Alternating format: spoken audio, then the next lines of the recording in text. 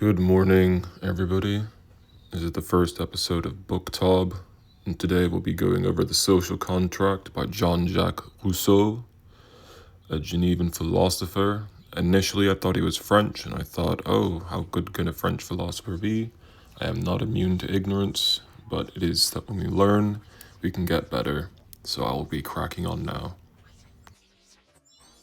Some context. Rousseau was born June 28th, 1712, and his famous works, again, The Social Contract, which we'll be going over, was published 1762, so quite some time ago. The reading itself is excellent, a bit difficult to get into initially, again, due to the written English. It's more old, but that's not an issue. If you're used to Shakespeare and the like, that's fine. It's just, again, still trying to get into the flow of things there. Very deep stuff. I started reading this, I want to say late 2023. I know it's like the late Biden administration, so it's interesting, comparing what he was doing to what we've got now, and all the like there. So if you're into, to history, politics, philosophy, of course, this is definitely a 10 out of 10 for that. Again, the as you see on the book title, the first quote is, "Man was born free, and he is everywhere in chains." So let's get into the quotes. And FYI, the quotes will be broken down per chapter as well. So then you can have context should you want to read the book going forward, which I would do recommend. Very interesting stuff. Quotes from chapter 1. As soon as the public service ceases to be the main concern of the citizens and come to prefer to serve the state with their purse rather than their person, the state is already close to ruin. It's interesting because, I like to pick up lots of glass if I'm on the trail, litter. There's very easy ways to look after your, again, state, country, county, city, even village, town, hamlet, etc. Just making sure everything is good, clean. It's all about presentation after all. Men give up parts of their profits so as to increase the rest at their ease. Use money thus, and you will soon have chains. This can't be more true. Ordering a lot of takeout and stuff like that does make one idle. The skills for cooking aren't compounded on trying different flavors, trying new things. It's always going to be the same thing. Not to bash food and takeout and stuff, but that's just an example that I could think of at the moment.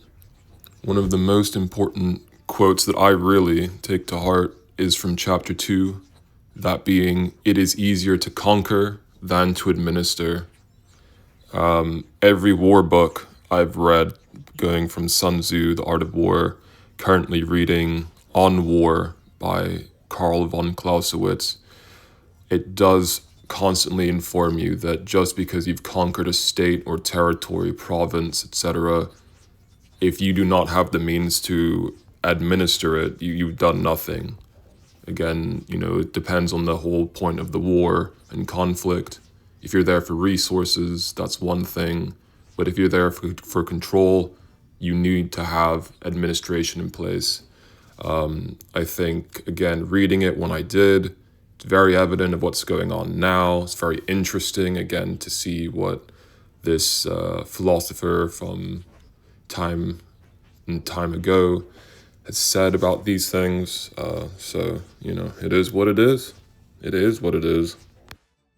And to piggyback off of that, the quote following that I enjoyed was, "With enough leverage, a figure could overturn the world, but to support the world, one must have the shoulders of Hercules." Again, if you don't have the correct administration, if you're just there to conquer, lay ruin, lay waste, that's one thing, because it's destruction. Destruction is easy, but building is that is the difficulty. Building and maintaining is the difficulty, and that's truly what makes a state great, in my opinion. Quotes from chapter 3. Usurpers always choose troubled times to enact. In the atmosphere of general panic, laws which the public would never adopt when passions were cool. Another one I liked was, one of the surest ways of distinguishing the work of a lawgiver from that of a tyrant is to note the moment he chooses to give a people its constitution. Chapter 5 also had some powerful messaging. Quotes, "This sublime reasoning which soars above the heads of the common people is used by the lawgiver when he puts his own decisions into the mouth of the immortals, thus compelling by divine authority persons be moved by human prudence. But it is not for every man to make the gods speak, or to gain credence if he pretends to be an interpreter of the divine word. The lawgiver's great soul is the true miracle which must vindicate his mission. Any man can carve tablets of stone, or bribe an oracle, claim a secret intercourse with some divinity, train a bird to whisper in his ear, or discover some other vulgar means of imposing himself on the people. A man who can do such things convincingly brings together a company of fools, but he will never establish an empire, and his bizarre creation will perish with him. Worthless tricks may set up transitionary bonds, but only wisdom makes lasting ones. The true statesman sees and admires in their institutions the hands of that great and powerful genius which lies behind all lasting things." Quotes from chapter 6. "The act which institutes the government is not a contract but a law, and that the holders of the executive power are not the people's masters, but its officers, and the people can appoint them and dismiss them as it pleases.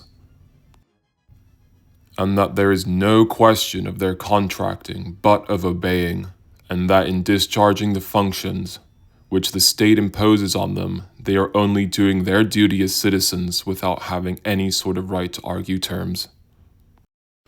Thus, when it happens that the people institute a hereditary government, whether monarchical, in one family, or aristocratic in a class of citizens, it does not enter into any undertaking.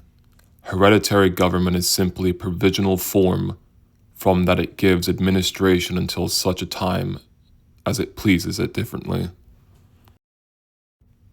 And the last quote, coming in from chapter 7, "It is true that such changes are always dangerous, and that one should never touch an established government unless it has become incompatible with the public welfare. But such circumspection is a precept of politics and not a rule of law, and the state should no more bound to leave civil authority to its magistrates than military authority to its generals." Thanks for listening or watching. This is the first BookTob. I'd like to do many, many more. I'm very excited to do so. You all have a great rest of your day and enjoy your Sunday. Thank you. Goodbye.